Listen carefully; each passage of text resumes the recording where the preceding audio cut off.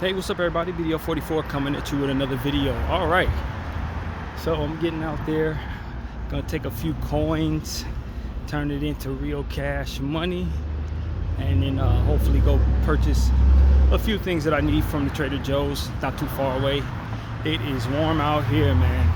It's the type of heat where you could tell it's been baking hot for the last 4 days. It's not just today's heat that you're feeling, but the heat that's been in places. That's the kind of hot that we got right here. This ain't nothing to play with. But I'd say it's about 90, 97, 98 degrees, something like that. Feels like it's hotter, but the sun isn't beaming that hot. Like I said, it's just a baking that you're feeling right now, because we've been having a nice little heat wave that I've been able to stay out of for the most part. But kind of forced to get out there today, so that's what I'm doing. But I've been doing pretty good, man. You know, enjoying my AC room, and still have yet to get my card in the mail. My EBT card I'm waiting on. Of course, I told you guys they canceled it, and I requested another one. I think the good news is I was able to get a card from my brother and my stepmother. They sent me a birthday card, which signifies that I can actually receive mail here, because I haven't been receiving the mail that I ultimately have been expecting in a very long time. Now, I have received mail here before, but as of late, I have a few things. For example, my security guard license never arrived, despite me paying $40 for that. And then some of the other paperwork that's supposed to be coming from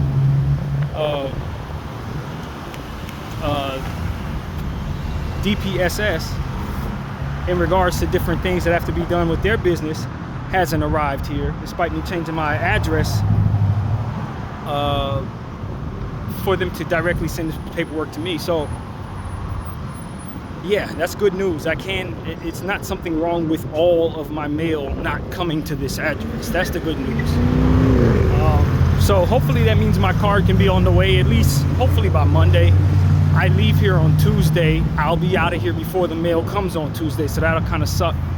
But if that's how that goes. But you know, at least I was able to get my card from my brother, and really appreciate that on a multitude of levels.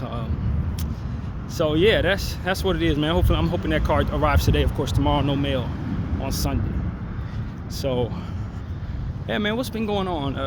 Been continuing to trace my family on Ancestry. I think they may have cut me off today, because I did have them cancel that subscription plan. It's supposed to be 14 days free, but if you cancel the plan, then I imagine that they don't keep giving you them 14 days. But the problem was, it wasn't going to be 14 days free. For whatever reason, they tried to charge me after like the first day.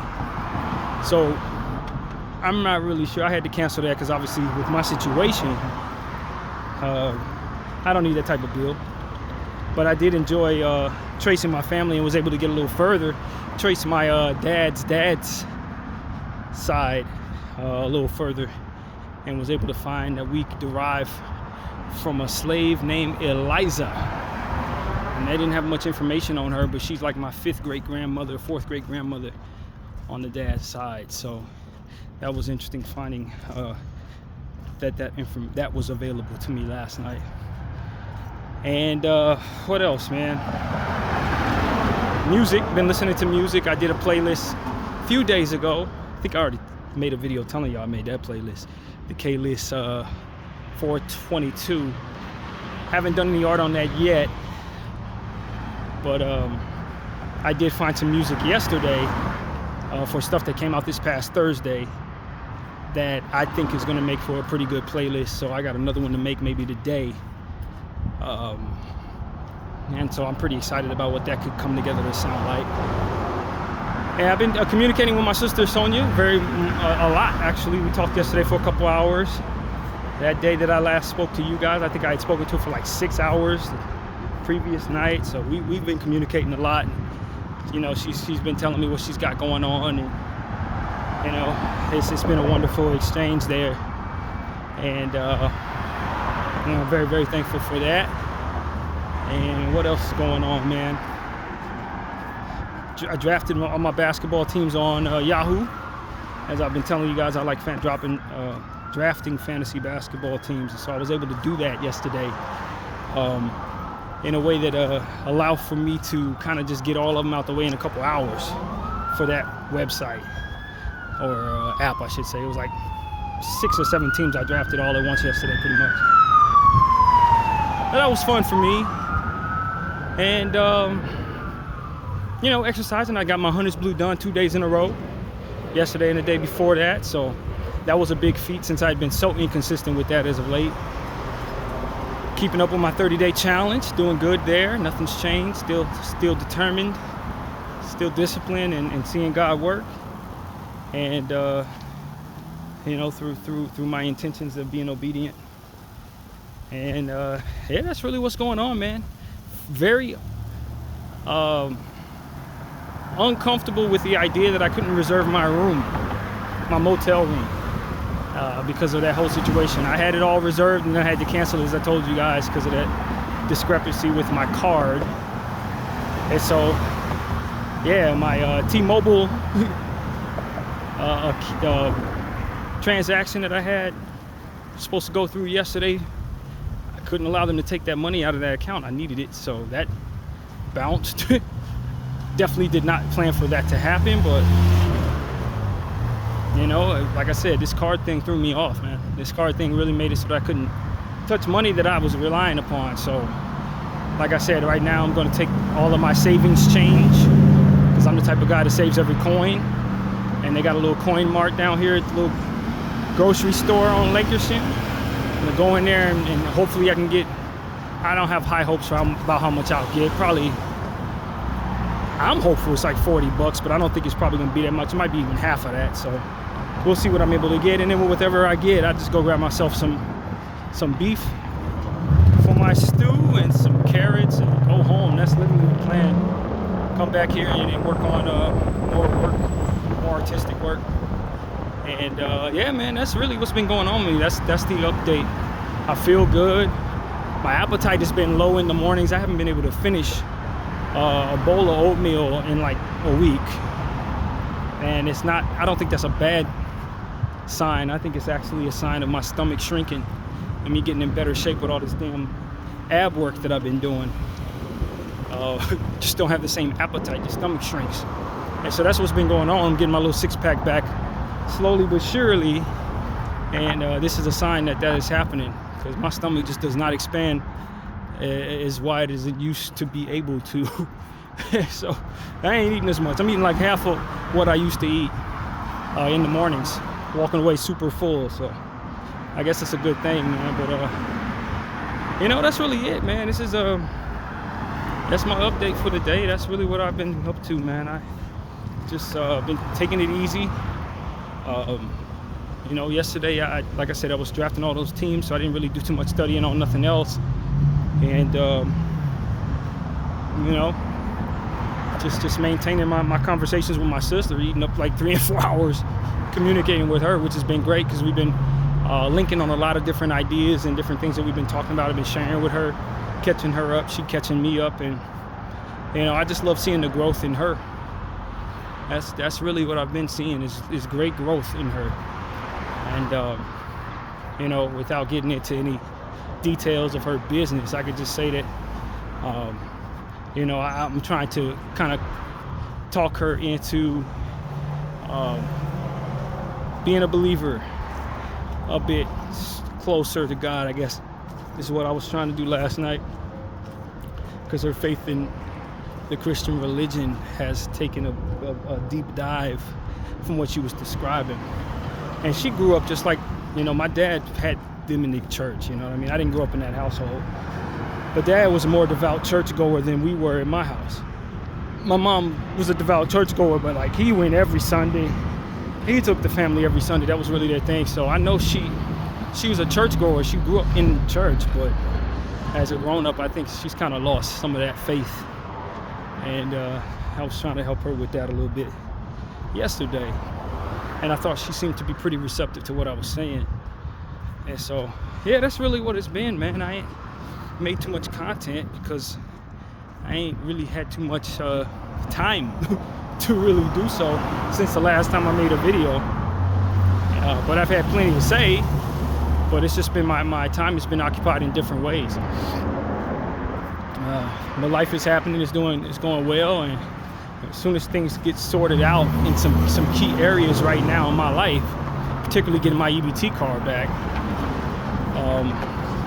I can kind of breathe a sigh of relief. But this whole month has been like that. I've been on the edge all month because of stuff that's just kind of been thrown at me, as you guys know, from health stuff earlier in the month to them turning off my EBT stuff on a clerical error by them, to them messing up here, which is likely another clerical error, cutting off my card, and some of the other stuff that I was telling you guys that I couldn't talk about, that had nothing to do with me but affected me pretty much earlier in the midway through the month. It's just been a lot all month long, really, since pretty much my uncle left. It's been one thing after another that I've had to deal with, and I've been handling it very well, but it's been a lot, and so I just am still having stuff thrown at me with this EBT crap, and it really threw off my financial plan. Everything that I had going on got thrown completely off by this. And but it is what it is, man. I just got to adjust. And as I prayed about it, the Lord said He's taking care of everything's going to be fine. So that voice and that confirmation has never lied once since I've been listening to it. It ain't been inaccurate not one time. And when there is a problem, He usually lets me know that strength is going to be required. And so I'm not really too concerned based on my faith and my belief at this point. So yeah, that's really what it is, man. I suppose there was some good news in the world for a change in regards to a lot of different things. A judge in Florida said they got to stop working on alligator Alcatraz. That was something, I don't know if they're going to comply to the courts. Obviously, this is something that the president has decided he wants to do.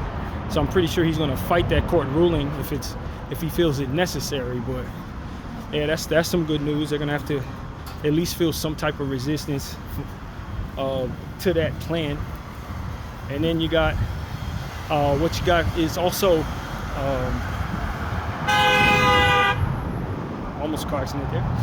But what you also have is a situation where the gentleman who was an American citizen who got sent inexplicably to El Salvador prison or something like that, somewhere in South America prison. He's been sent back home after being in prison in a way that seemed unlawful to me. I'm not really sure the details of his situation, but he was deported and was sent back home after 5 months of being away. And from what I understand, they're gonna try him and maybe even deport him to Uganda or something like that. I don't know, man. It's a lot of very, very murky kind of details surrounding that situation. But right now, he's back in the States with his family, and so that's very good.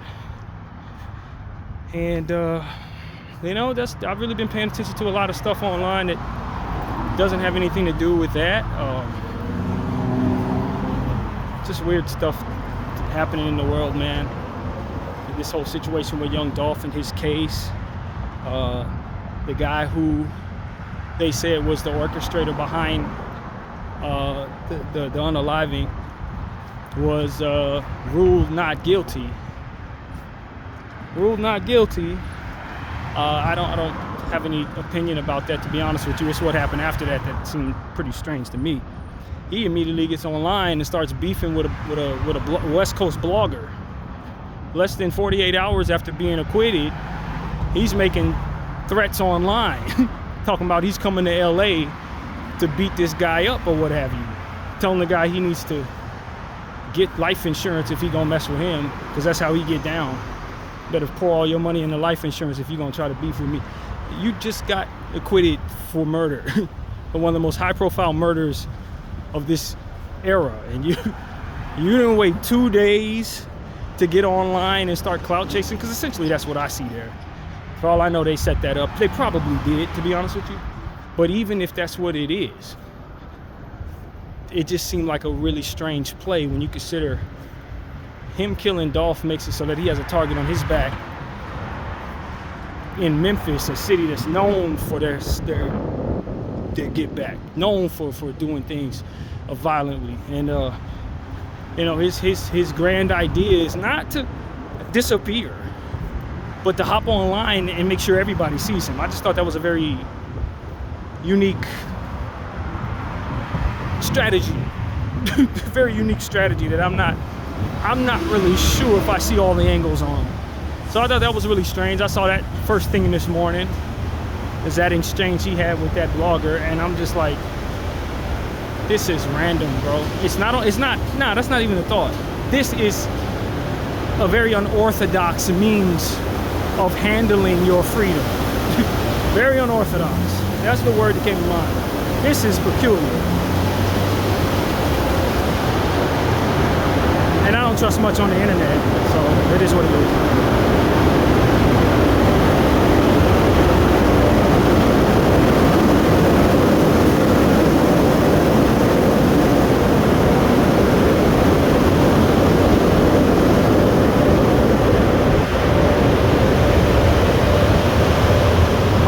Is that he wants to take his life and become an internet personality and try to get his bag that way. Use the fame that came from this case. The road is closed. Unless you're going there. Well, no, you're not. You're finding out the same thing I just told you. The road is closed. So, yeah, this is one of those situations where I just think he's trying to make a name for himself. He got acquitted and probably needs to get some money in his pocket, and probably met up with a few bloggers and Adam 22 in them, and probably said, hey man, let's segue me into this space. I can hide in plain sight from all those who want to harm me. You know, it's a way to protect yourself in a way, I guess. Because if you're constantly online, high profile, surrounded by high profile people, you likely have better security. People will likely hesitate to make attempts on you, on your life. And there's a lot of money to be made for people like him. He saw what Woody was able to do with his situation. And I think there may be some science to that in regards to the government kind of segueing a lot of these people that they free who are in this hip hop community into the blogger space for their own bidding, which is what I think is ultimately there to see as well. Like the government's behind a lot of these people and them incorporating themselves into this internet West Coast blogger thing. And he's just another person doing the same thing. It's a tool, you know, it's a tool of the government, I believe. It's what Adam 22 and Vlad TV and all these guys are. They're a tool. And so he's another person that can give them if they can get him on the internet, they can have a link to Memphis in a way that allows for them to have maybe coerce some people in Memphis to get online and talk about some things that maybe they otherwise wouldn't tell the world, thus making these cases easier for the government. That's what I really think is going on there, honestly. But we'll see. We'll see how it goes. But whatever the case may be, it seems to me that guy is trying to get himself involved in. And the internet lifestyle of things, and it just seems like a very unorthodox way to handle an entire city wanting you off the map. You know, because of you allegedly having something to do with one of their beloved figures, and then ultimately getting off for it. So yeah, that was odd, very odd to me. But yeah, man, that's really what's on my mind. Obviously, the stuff that's going on in Gaza, it's always there. And I ain't been seeing enough of that in my news feed for whatever reason. As I told you guys last time, they ain't been showing me what's going on over there. But I was able to, through a couple people that I follow, hear that they had unalived maybe 60 people this morning or something like that in another strike. It doesn't end, you know what I mean? And that's really what it comes down to. We got to understand this is not something that's going to end right away. Until they've completed their goal of exterminating an entire race of people. They're not particularly interested in slowing down this genocide, and it's very unfortunate because real people are losing their lives, and we've been watching it, trying to raise awareness for it, and are not successful in saving any of these people, which is disheartening. It became real to me when I was trying to describe it to my sister yesterday, what I had been seeing during the genocide.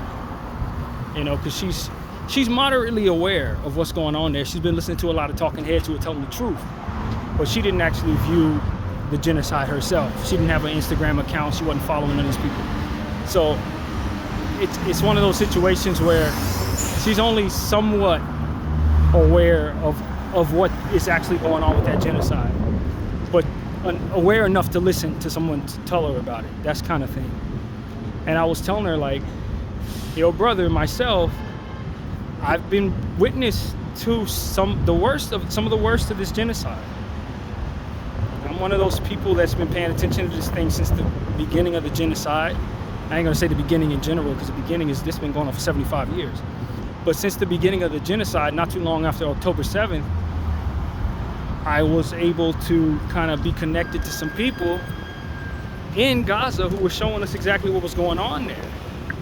And been kind of watching this the whole time and following people the whole time.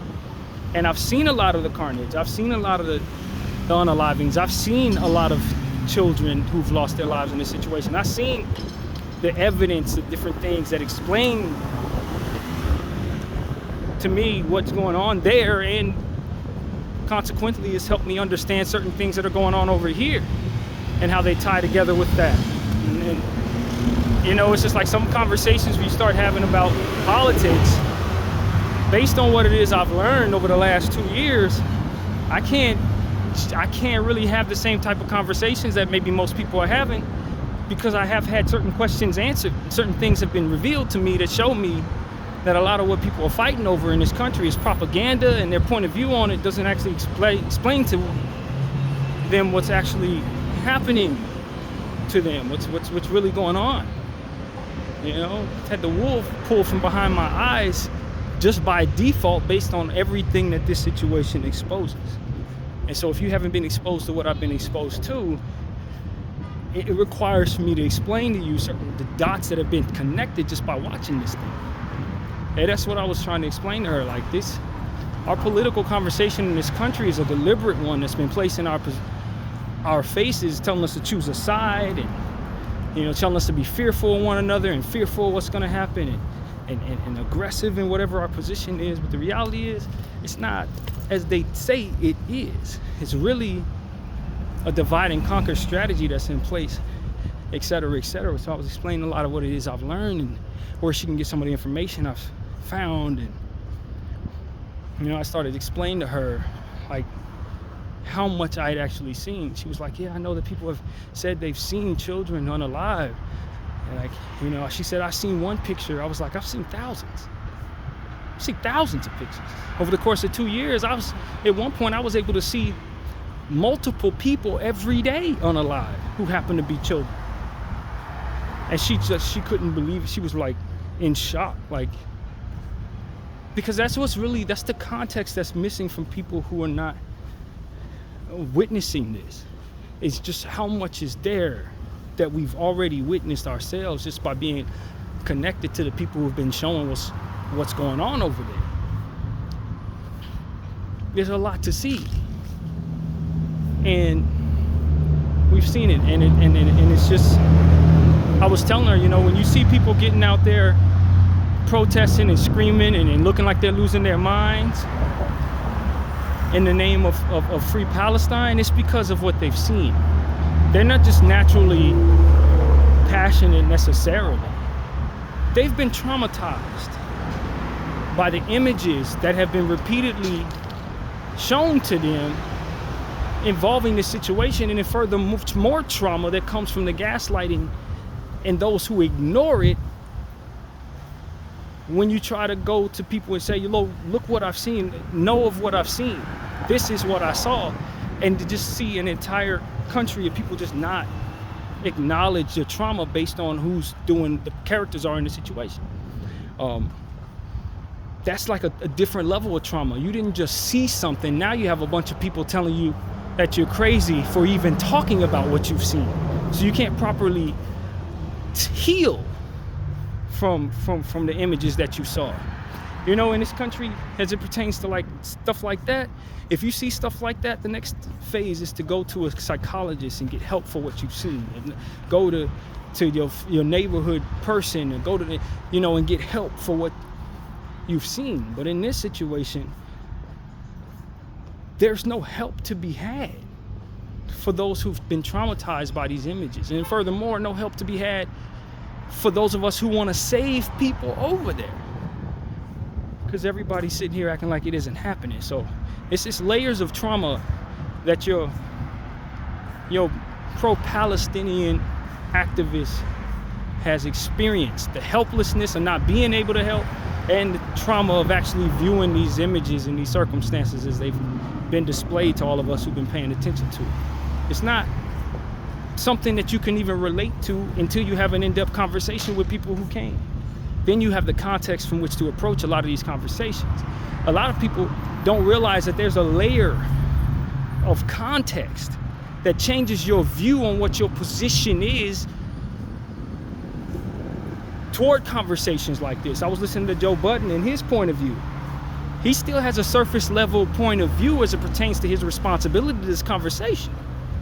And it's because he hasn't gone down this rabbit hole, nor does he actually know the in-depth perspectives of those who've been experiencing this genocide. There's something going on here that the world is not reacting to in a healthy way.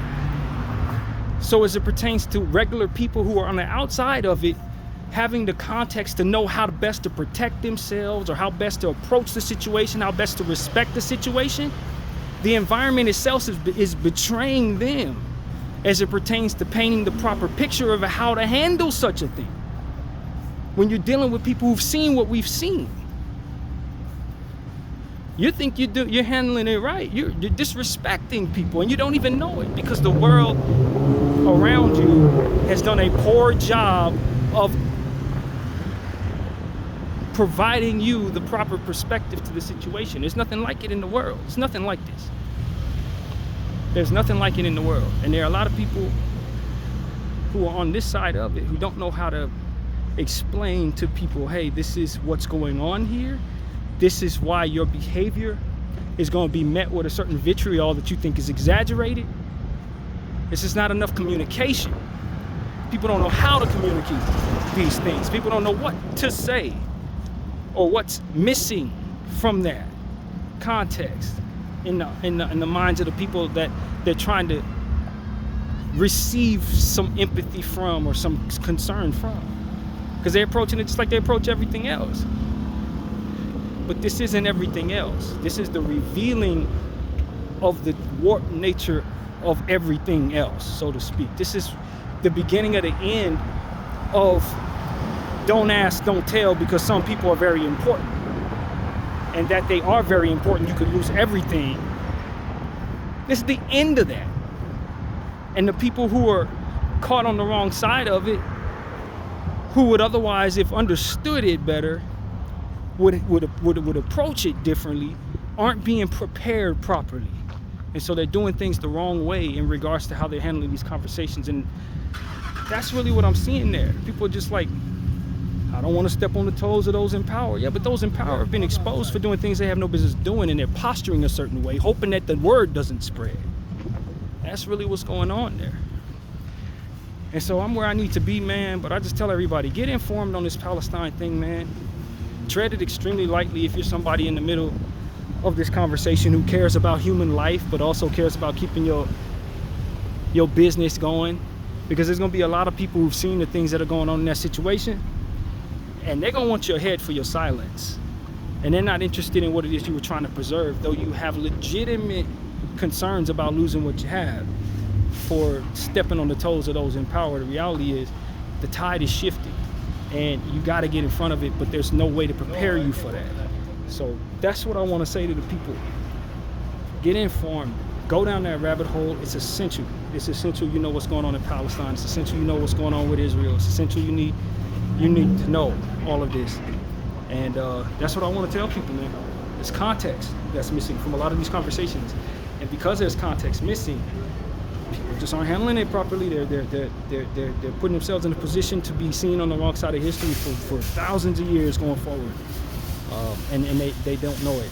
That's really what I see there. So that's pretty much what I gotta say. I gotta go in here, get what I need to get, and come back out, and I'll continue this conversation. Bdf 44. Thank you all for watching.